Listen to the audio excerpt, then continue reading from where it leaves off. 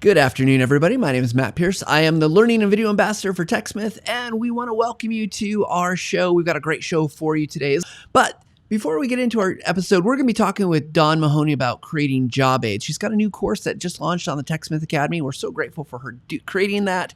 It's really great content, and we'll get to that in just a second. Of course, with that said, if you haven't checked out TechSmith Academy, it is a free online learning platform that allows you to go out and learn about creating things like scripts and storyboards and making videos and creating job aids. We've got some great interviews out there with some fantastic professionals, both in the training and development world, but also folks who are making videos all the time for YouTube and other platforms.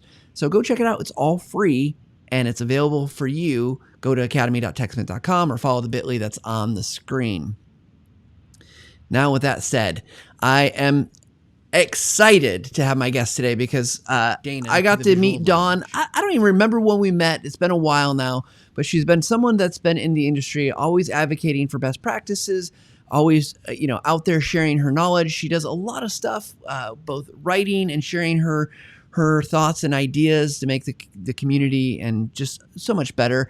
And I knew I wanted to work with her, and we had the great privilege over this course of 2020, I guess that's the year it is, it's still, to create a course about job aids, because it's something that a lot of people forget about, or they think they have to have a course or they have to have these big whole process things, but you can just sometimes have a job aid. So with that said, let's welcome Dawn to our program. Hi, Dawn. Hi, how are you? Good. How are you? Good. Yes, it's still 2020. We're only in September, Matt. We'll get there eventually. It feels like it's been a lot longer some days. Yeah, true. Very, very true. Thanks for having me. Thanks for allowing me to enter the Academy. Yeah, absolutely. So Dawn, there's probably people who are watching or who will watch us or listen to this that haven't had a chance to meet you. Tell us a little bit about yourself. A little bit about myself. Well, you can, if you count the rings, you know that I've been in this industry and doing work in training, facilitation, instructional design for a long time now.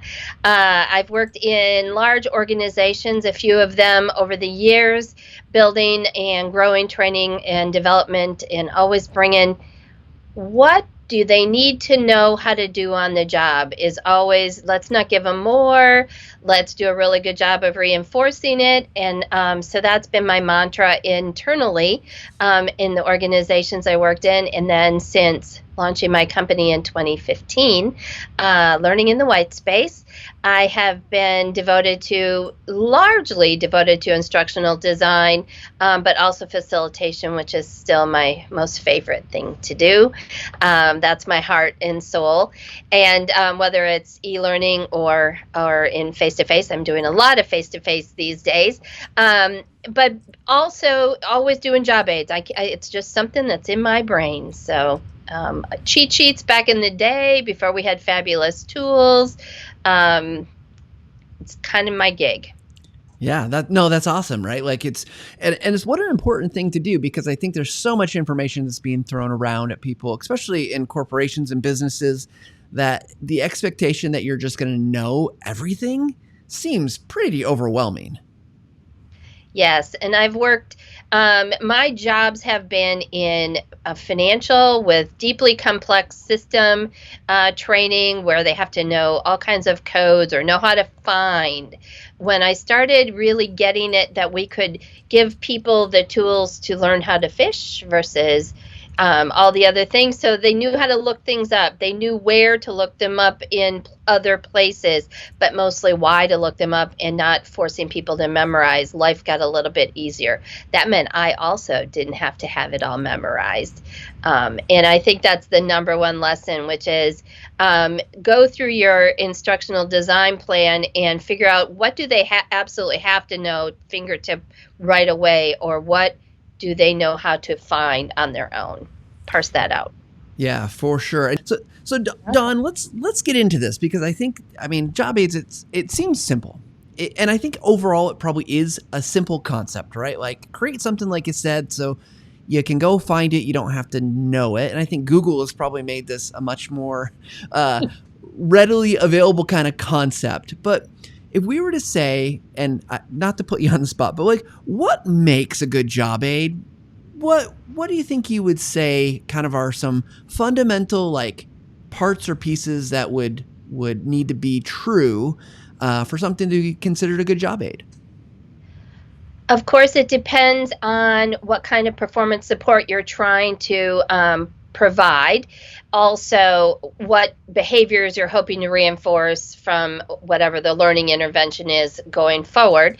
But I think screenshots and guidance provided on screenshots is probably the number one thing I would say, or good quality images with clear and concise. Can I put concise in all caps, please? Sets of instructions. It's not the place to be verbose. We don't need to write paragraphs when a sentence will do. Bullet points or numbered lists so that people have clear guidance and concise. They can go there quickly, figure out what they need to do, dip in and dip back out. Those would be my like really big things. From there, I would say the best way I've ever figured out what to include in a job aid or job aids, or if I was going to build some sort of performance support tool versus having a course or a class, is go visit the people in their work and find out what their own personal cheat sheets are. What Post-it notes do they have up and around their computer in their work area? Because people are creating job aids for themselves. If we're not providing them, we don't necessarily know that they have all the good stuff that you want them to have. By the same token, use their knowledge, use their wisdom. So those are a couple keys. Yeah, no, I love that. So we got clear, we've got concise. And I love this idea of going and seeing what people are already doing. I mean, and this is a bad practice, but it's like the people who have sticky notes, that's their passwords, right? The reason they're doing that is because it's insanely difficult to remember all their passwords and they have to be so different or whatever. But it seems like if you're creating the right tools for people, they won't have to make that their own sticky note for like, how do I do this?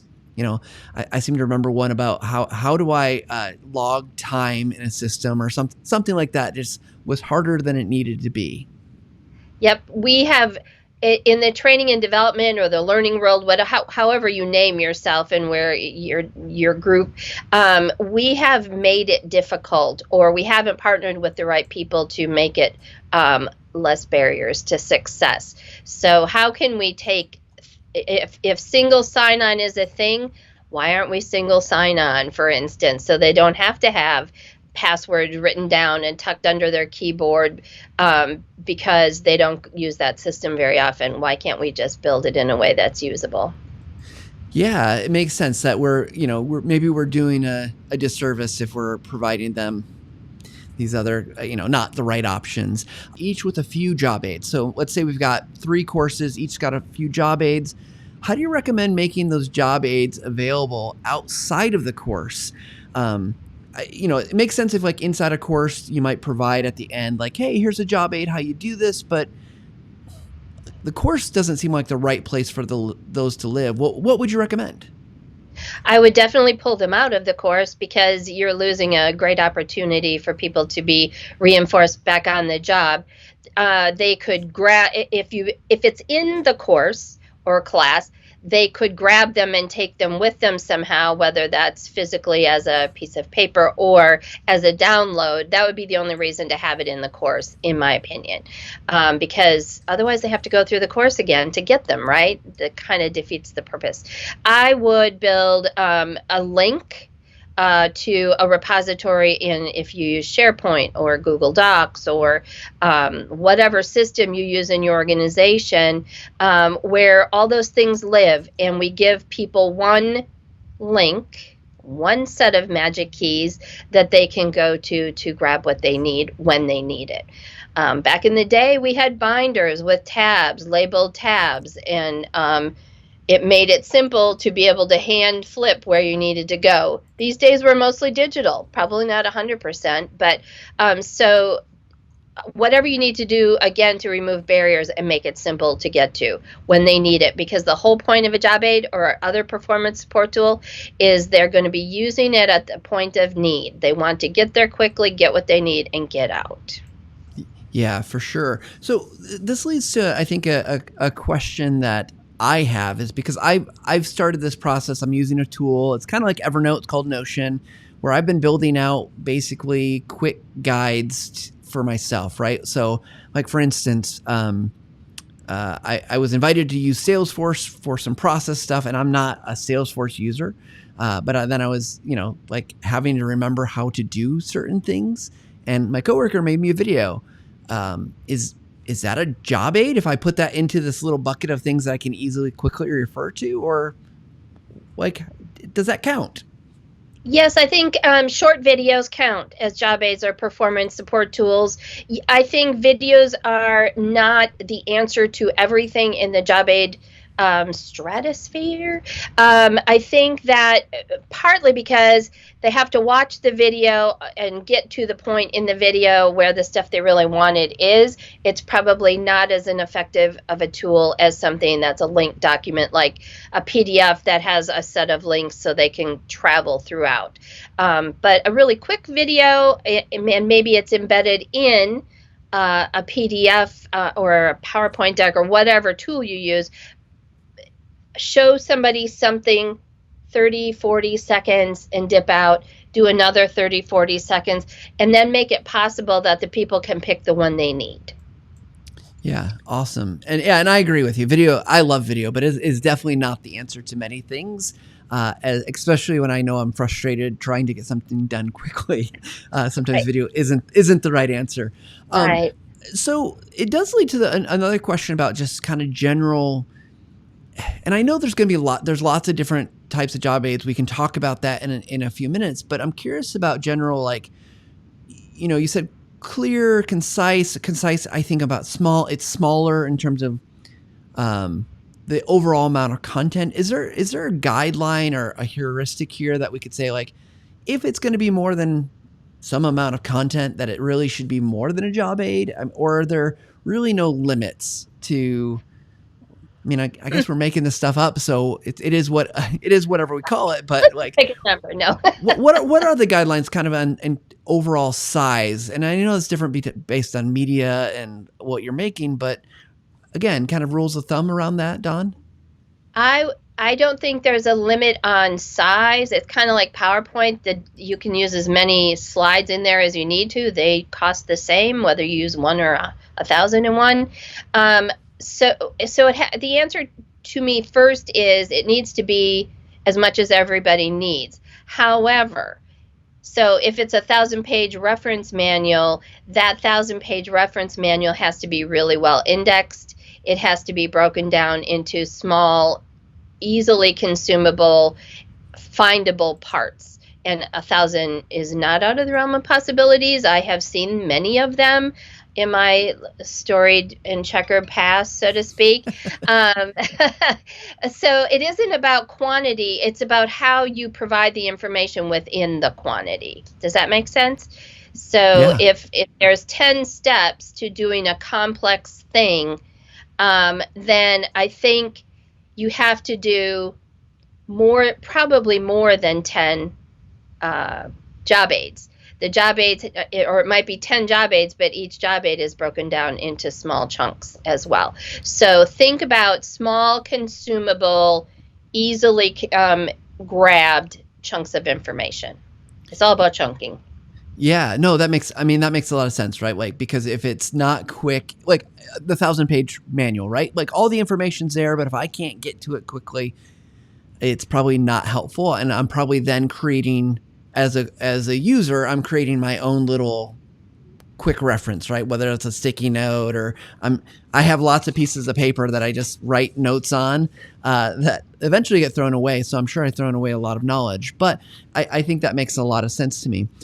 Let's talk about, like, what are the limitations in terms of format here when we start getting into creating job aids? Are there things that make better job aids than not? We've talked a little bit about that with video, but what about other media that make better? I still live and die by the piece of paper, whether it's digital paper or print paper. I think there's still validity there. I don't think there's limitations. The only limitation really is your imagination and access to tools that you might use. But the cloud makes it so much easier now for us. Available tools and tips and tricks.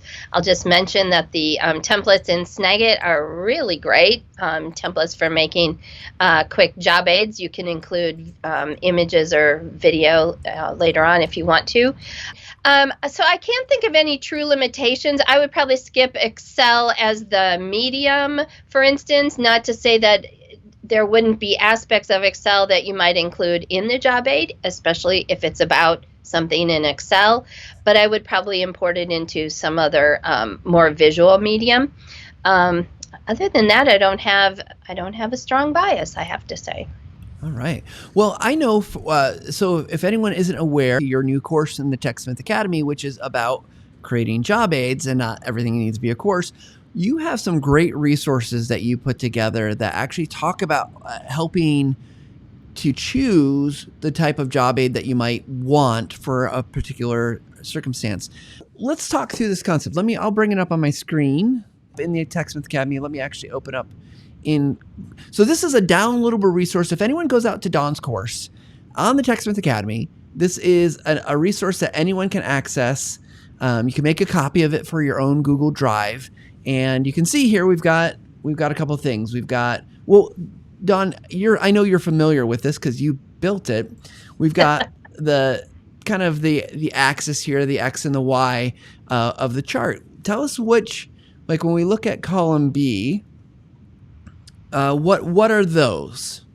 I tried to list several types of courses or course content that you'll be working with that you also want to reinforce back on the job. Or it might be something that you don't actually need to build a course for, and you want the opportunity I want to give you permission, I guess is the best words for me to say, that sometimes the requesters come to you and expect you to build an e-learning course or suite of courses when all people really need is a job aid. So when Matt and I first started talking about this, I kept visualizing this tool. So along the left in the left column, the types of training, you are free to add whatever is true for you. I tried to give several different types. So new procedures, how to use a new system tool or an old tool, but we have new procedures that we need to follow. Probably isn't always a class. It probably always isn't a course. We just need them to know what has changed and what's new. And that's why I also add your own here, because you may have something completely different. And then all of the columns to the right are a list of things that I thought of as performance support tools and types of job aids. So the goal would be, let's say you're on refresher training, you have that cell highlighted.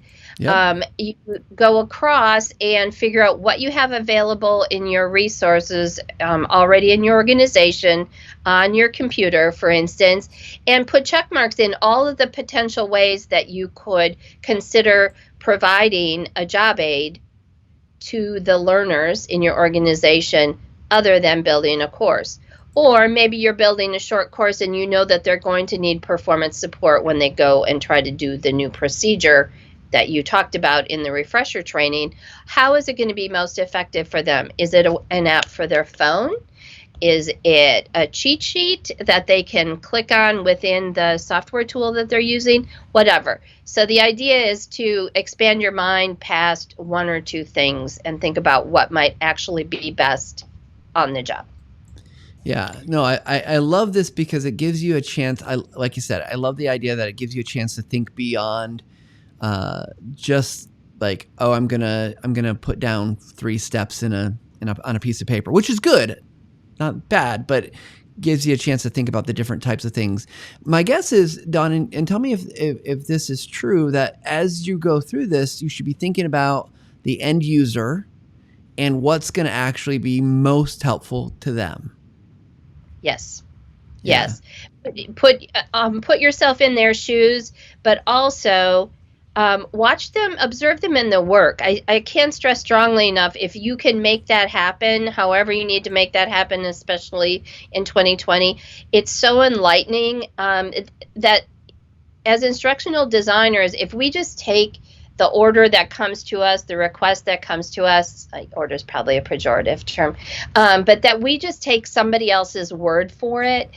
We probably don't have the whole story. And the request looks like a blue bottle, and I go watch people working, and they've got 6 other colors of bottle and none of them are blue, then I have some work to do. But also, if I hadn't done that, I wouldn't know, and I would be building something, whatever it is, that is not an effective piece of learning content for the people in their work. I haven't helped them be successful at all. I've wasted company resources too, by the way. Right.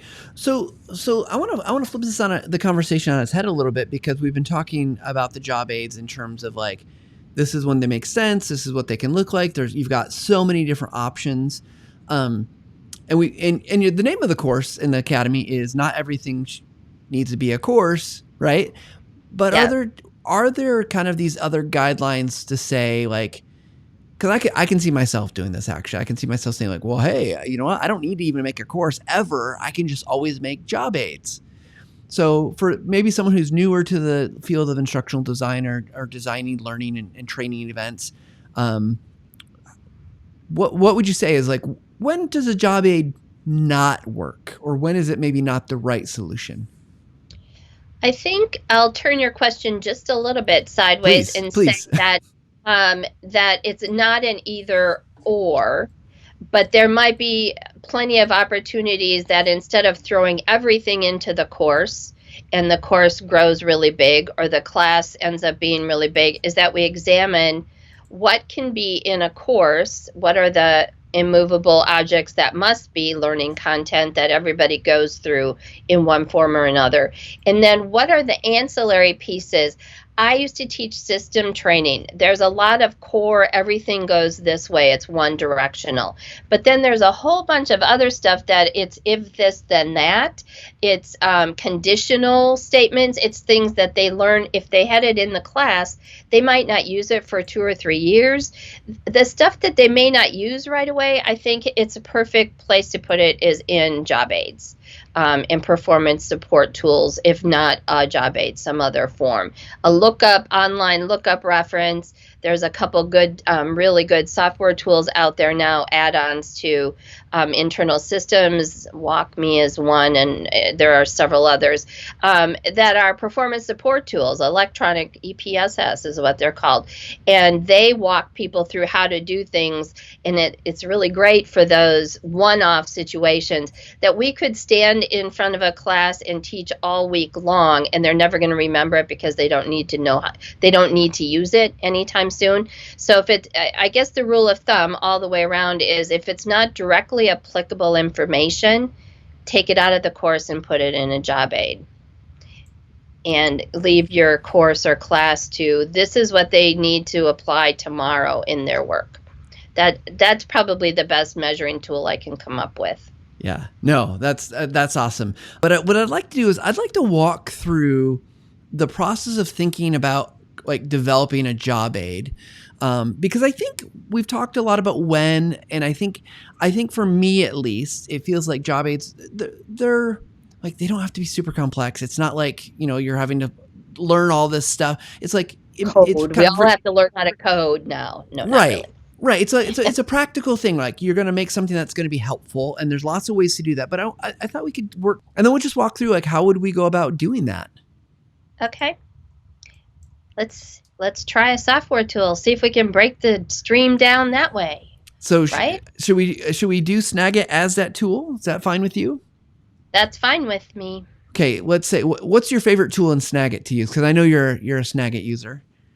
Oh yeah. I use Snagit every day of my life. Matt has heard this many times. I use it every day of my life. So I do things like cropping images, resizing images.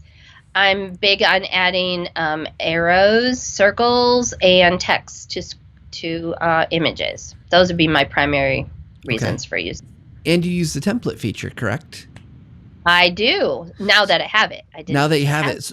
So let's say that we're obviously, people are learning Snagit all the time, and the template feature is something that you're going to want your business to use. How would we go about creating a proper job aid for that feature. Because I know, like at TechSmith, we've created tutorial videos, we've created the in-product help, but I don't think we have any job aids that are a quick reference. So where would someone start if they're going to be teaching like a piece of software or something else? Like we'd probably go to the guide or the checkbox, right? So The chart. let's just say that the templates didn't come till Snagit 2019, right? Correct. So if you haven't updated to 2019 or 2020, you won't have the templates. You'll have to spend that little bit of extra money, and it's not very much.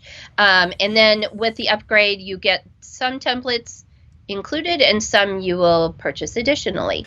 How do we make a job aid? Where do we start, right? Like if we're given a task, if I came to you and you're a consultant, which you are, and I said, Dawn, TechSmith asked me to make a job aid on Snagit, and I don't know where to start. And they want me to make a job aid about using the templates. I don't have to use Snagit to make that. So where would I start with that process? Okay, so I'm at the client's office or we're meeting like this. Yep. I'm going to do full-on needs assessment. I'm going to ask a gazillion questions and I'm going to talk to people that are doing the work. And I'm going to talk to the requesters saying what's new, what's old, so that I can get a sense of what they need to know. Because at the end of the day, that's what we're doing, is qualifying and quantifying what they need to know. Perfect. I am going to do the best of my ability to get those steps put into sequential order. Back on the images piece, if it's a job aid, it's probably going to have some visual component. So I'm going to spend lots of time getting images, pictures, screenshots, whether I'm going to do those physically myself or I'm going to have subject matter experts doing that as well, providing them. I think back to the days when I was walking the fields of the sulfuric acid plant, ginormous place in Florida, and taking lots of photos, and then I had my subject matter expert label them and tell me what they were. And they would also take the pictures in the places where I wasn't allowed to go. My security clearance wasn't high enough. And so you're going to gather all the information you need, or you think you need. You're going to gather a whole ton more than you probably will use in the job aid. But that gives you a sense of what's out there. I might also look at their existing training materials, etc., to kind of discern what's existing and what is new. Then I'm going to start talking about what type of job aid makes sense. Is it going to be a flip the book? Is it going to be a tabbed layout?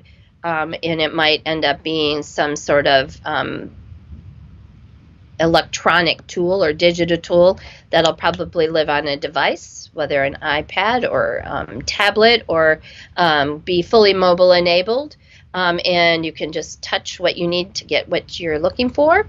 I might think about, is there a need for a vocabulary list? Are they looking, they need definitions of new terminology.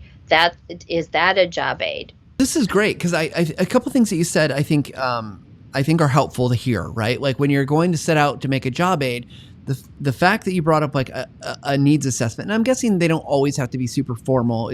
But no. You focus on what's new and what's old, and it was even the question when we were kind of crossing our signals a little bit. You said like, what version of Snagit did it start in? And I think that's a really key thing to think about, because so for in this example in particular, it's very likely that someone doesn't have the right version of Snagit. Right. Like, and if you were that, let's say 50% of the people did, 50% of the people didn't, and we just didn't know that, like we would start in the wrong, 50% of the people would start in the wrong place. Yep. And just the job aid from that point forward would be worthless. It might as well be written in a language they don't speak. Right. I mean, totally useless. So you have to do the work. I've been doing a lot of writing over the last couple of weeks, and every time I finish something in there, I find myself wanting to type, you need to do the work. You need to do the work. And it's a little bit repetitious, but I don't know how else to explain it. You have to know what they already know.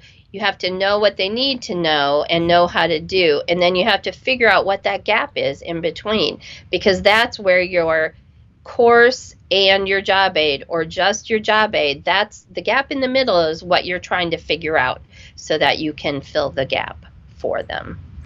And it's vocabulary lists, it's list of codes, that computer codes that you need to know. It's everything. Google's a job aid if you think about it. Yeah. You know?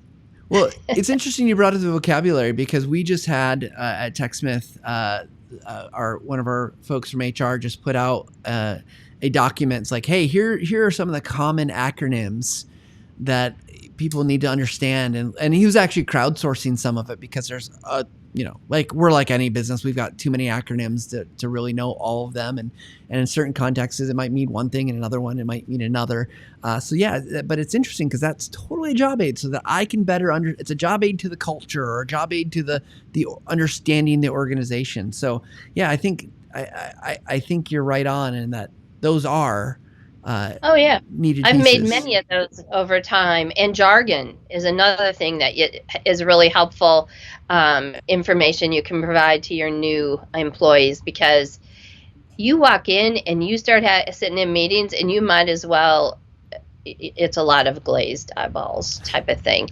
So, putting them up on the intranet is also a good tip I will give. And also, it's strange but true. Acronyms mean different things in different organizations. They're the same acronym, but they mean different things. Oh, yeah. Very, very much so. Dawn, this has been, it's actually gotten me really excited. I need a project to go and create a job aid, but I think as we get close to wrapping up here, are there any aspects of job aids that we haven't covered that you feel like would be important for the audience listening to know? Like any gotchas, any things to be concerned about or think about that, like here's where people get caught in the process of making job aids that you would want to talk to or let us know about. And maybe not. Maybe it's just as easy as it seems, but there's always gotchas, I feel like. There's always gotchas. I think that sometimes we try to make things too complex that don't have to be. And so I have found in the past that the more complex the learning content, or the more complex the person's job tasks are, the simpler the job aid needs to be. And but the biggest barrier I've encountered over time has been that we build fabulous performance support tools, whatever they are, and we don't make them easy to get to.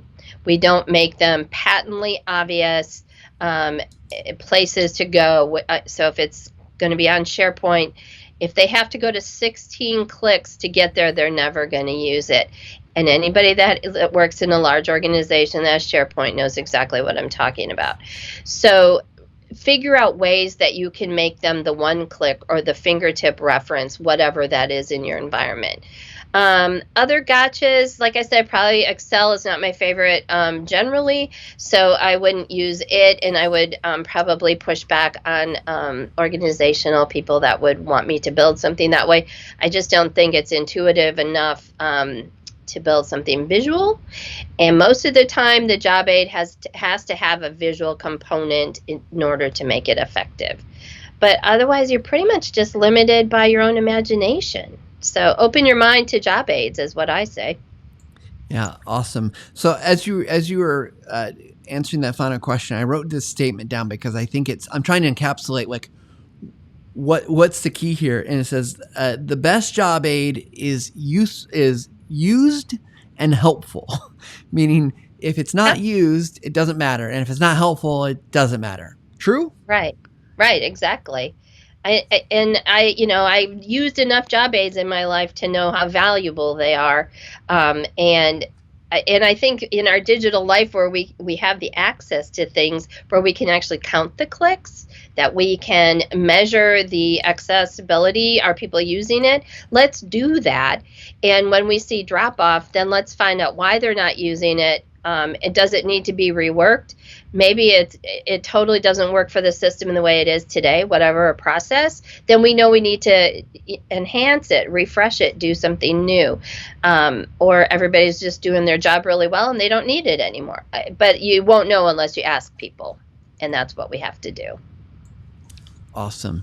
Well, Dawn, this has been a fun conversation. If you guys are interested in learning more about Dawn's work here at Job Aids, go check out the TechSmith Academy course. It is free.